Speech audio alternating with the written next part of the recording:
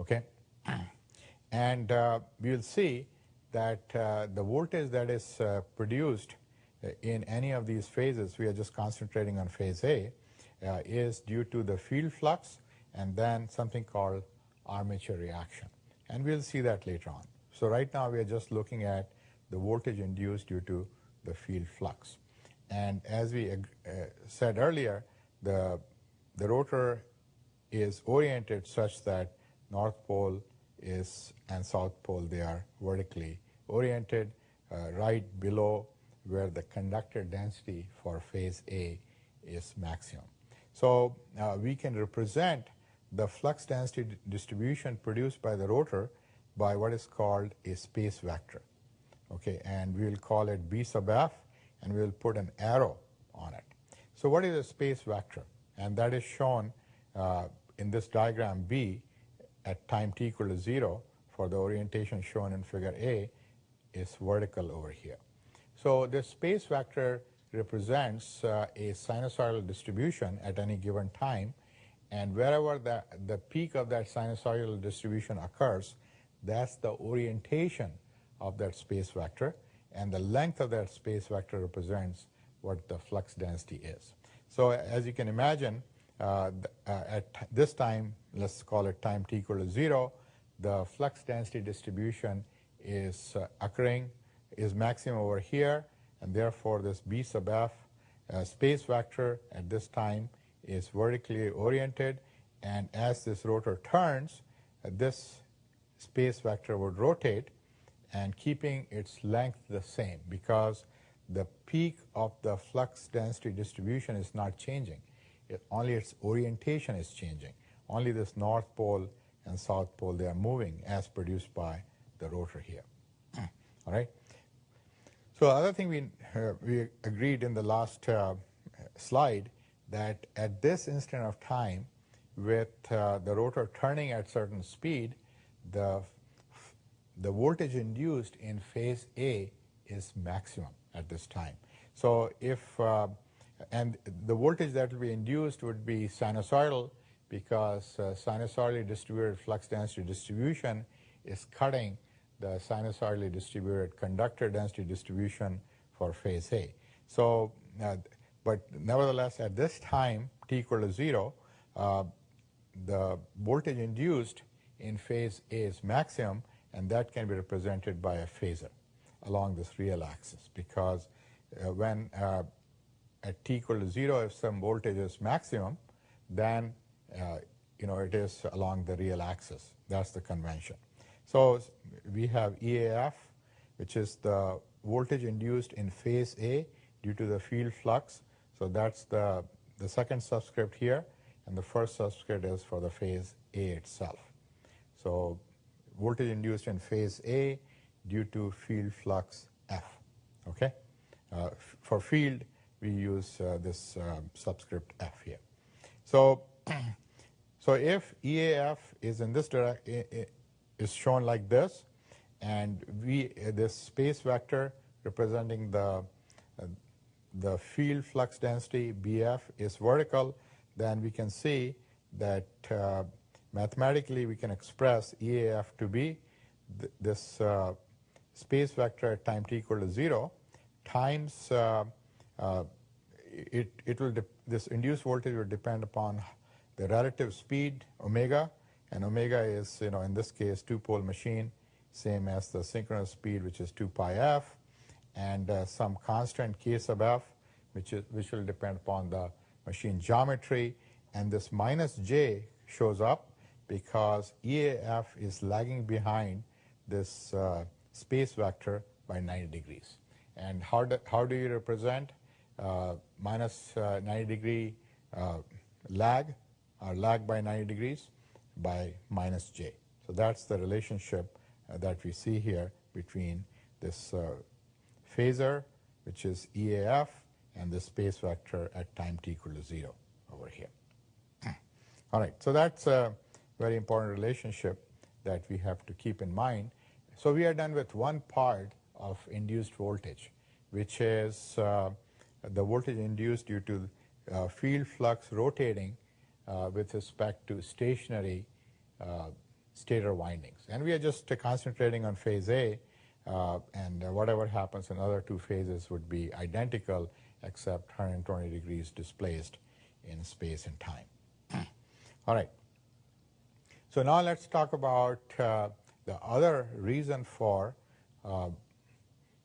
voltage induced, and that's due to the currents that are flowing in these three windings, because we have to have currents, otherwise there cannot be any torque produced by this machine. So let's say that we have these currents IA, IB, and IC in these three windings, and once again the flux density distribution that is produced by any one of them can be represented by a space vector. For example, this B sub IA space vector. So when you have a current in phase A and these windings are sinusoidally distributed, the flux lines would be like this here. They'll always peak along phase A for I sub A that I'm drawing in red. Okay, so orientation is fixed. It's e to the this angle 0 here, e to the j0 along this A axis here. And what is the length of the space vector, which is representing the flux density distribution produced by I sub A? That depends upon what's the magnitude of IA at this instant. So at any instant of time, there is this current IA, and it's producing this flux density distribution, which is represented by this space vector. And it's always along this A axis over here. Okay? So just to emphasize this point, let me erase all this ink here, and now maybe even change the color of this to green here, and we'll talk about phase B. So when you have this current IB flowing in phase B, the flux lines would be along this magnetic axis of phase B, right there, like this here. Okay, and so that flux density distribution will represent by this space vector, and this space vector is oriented along B axis, which is represented by this angle over here, and its length would be represented by how much that current I sub B is at that instant of time. So, we have this flux density distribution represented by this space vector, then due to B, this space vector, and due to current C in this phase, this space vector here. But in a three-phase machine, we have all three currents, all these three-phase currents flowing simultaneously. So what we have to do is to add them up. That's vectorially, we can add them up. So if you add all these three up, sum them up, and that will give us a combined space vector representing the effect of all these three currents on the flux density distribution that is produced in the air gap, and that we call armature reaction. So for short, this armature reaction is given by the subscript AR here. And if we add these three up, you'll see that K1 is, it depends upon the machine construction and number of conductors and all those things. So K1 is just a constant.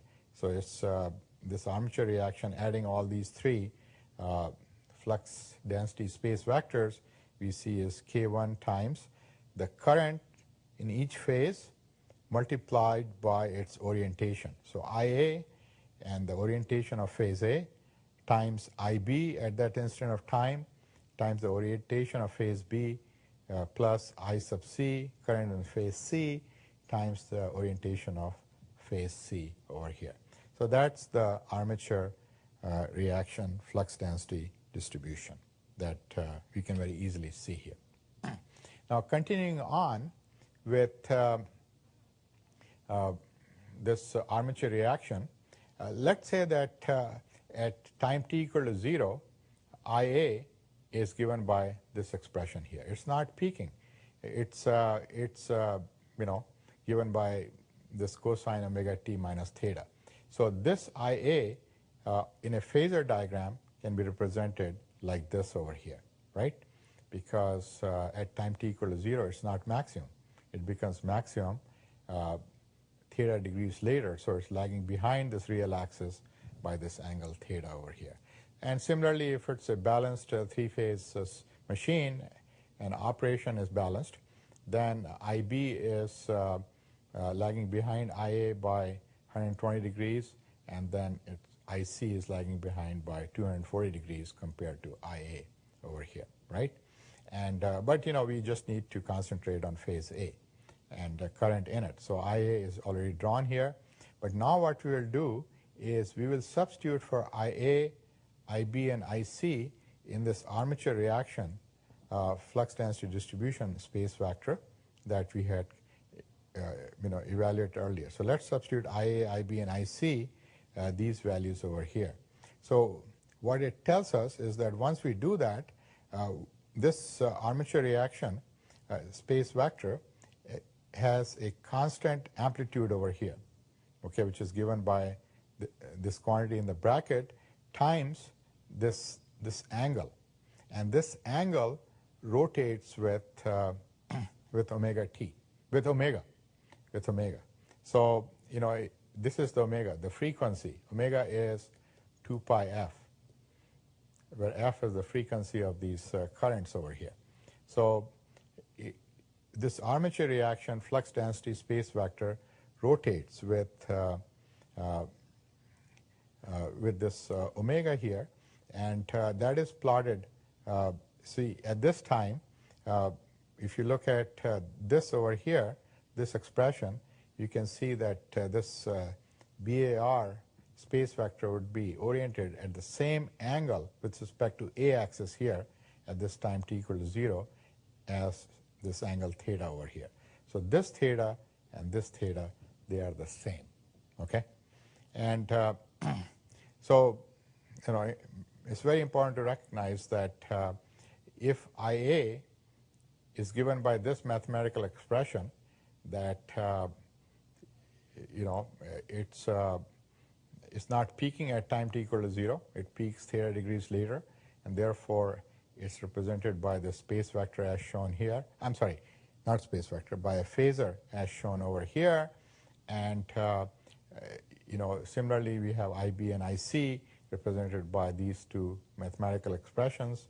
And once we plug that in, this BAR will turn out to be at the same angle at this instant of time with respect to A axis as shown over here. So this theta and this theta, they are the same, okay?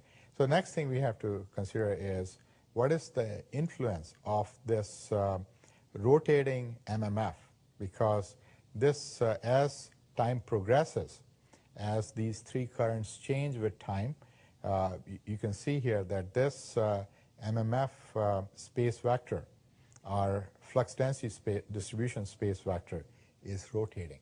And it's rotating with respect to stationary A, B, and C windings. And that's why it will also induce voltage, just like the field flux rotating was inducing, okay? So that's what we would like to next consider.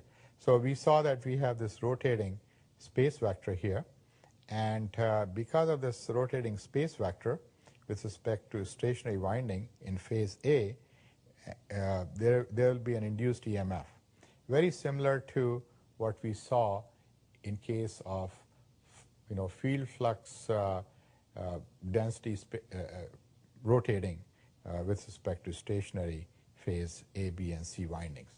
So once again, we saw that the amount of voltage induced is proportional to the speed omega, and also it's lagging behind by 90 degrees. So we have to use this term minus J, and this K2 depends upon the machine that we have. So we have this equation here, and this equation can be written in terms of this IA phasor, and all these things here, you can think of that as, once you substitute for BAR by over here as another constant, K sub AR times omega, and let's keep that omega separate here. I'm sorry, I tried to mix it up here, but let's leave that separate here. So it depends upon the machine construction, this K sub AR times omega times this phasor over here IA, and then it's minus J over here comes from over this thing here. All right. So what we see is that, again, if I may erase all this ink here and perhaps go to different ink color here, right? But let me first erase all ink. So now this quantity here can be represented by an reactance X sub n. And the reason we can represent it by X sub m is that's the property of an inductance where the current and voltage are related by this factor minus J over here. All right. So so having done that, now we can apply superposition. If you think of a linear magnetic circuit, then we can add these two induced voltages. So the total voltage that is induced in phase A is due to the field flux rotating with respect to phase A plus the armature reaction flux rotating with respect to phase A. And we saw in the earlier slide that due to the armature reaction, the voltage induced is this much here, minus J, some quantity X sum, which is the magnetizing reactance as it turns out, times IA over here. So that can be represented in this phasor diagram. If EAF is along the horizontal axis because that's peaking at time t equal to 0 because we took the field orientation to be vertical with respect to phase A axis, and we took IA to be at some angle theta. So from here you can see that you have EAF, and then we have EAR, which is, as we saw in this earlier slide here, right here, is lagging behind by 9 degrees to this IA. So you have EAR, which is lagging behind IA phasor by 90 degrees. And if you substitute for EAR, you know, the same phasor becomes plus J XM times IA here. All right. So so that's the phasor representation, and that can be represented in an equivalent circuit fashion on a per phase basis. So it's important to recognize that this is per phase representation of a three-phase machine, not a single-phase machine. Okay. So we have this induced voltage EAF, and then here we have EAR with the proper polarities as shown over here, and so EAF plus EAR is EA, but EAR is also equal to minus JXM IA. So now because of this minus sign, we can represent this by a reactance, which is then causing the voltage drop as JXM times IA over here. All right. So we get this per phase equivalent circuit, but we also have to recognize that there's some leakage flux. That's the flux which, when current is flowing in a phase, it doesn't really cross the air gap and link the rotor. All right. So that leakage flux can be incorporated with this magnetizing flux over here, and so if you do that, then we can have another voltage drop due to this leakage flux, and then also if you have resistance, there is further voltage drop. So at the terminal V sub A, it's the equation that we get is this here, where X sub S includes the effect of leakage. All right. So that we have sort of seen the basic principle of operation, how the voltages are induced while the field flux is rotating with respect to the stator winding, and we also have the effect of armature reaction here. All right. So now we can talk about the the stability of these things. And let's say we have a generator connected here to some infinite bus, which is our reference bus, and in between, including the transmission line you may have, or transformer you may have, and the synchronous reactance of this machine, X sub S, we have a total reactance which is given here. So, we saw in one of our earlier modules that the power transfer between these two AC sources, which are connected through this reactance, can be written by this expression here. Okay, so the product of the magnitude of these two voltages divided by the reactance between them times the sine of the angle between them. So this is at an angle delta, right, with respect to this here. And this 3 comes because we are looking at three-phase power transfer here. So this power transfer can be plotted as a function of delta, and when delta is positive, then the power is flowing this way, and we'll think of this as a generator mode. So prime mover, whether it's a gas turbine or steam turbine or whatever, is supplying the mechanical power to this generator, which is being converted into electrical power that we are plotting here in this generator mode here. And similarly, we have a motoring mode. This generator can easily become a motor, and in that case, the power would flow in this opposite direction here. It's negative, and delta has to be less than 0 in this case here. So what we are looking at here is a steady state stability limit, and for when it comes to transient stability, that's calculated or discussed in a different module. All right, so in steady state, where things are changing very slowly, okay, when you have PM1 as the power coming from the prime mover, then the electrical power is equal to that power coming in, and the value of this rotor angle is delta 1. If we increase the power coming from the mechanical turbine to PM2, then the electrical power has to go up, and which is plotted on this axis here, vertical axis, and now rotor angle is increased to delta 2. So if we keep increasing this mechanical power input to this generator, we reach this maximum limit here.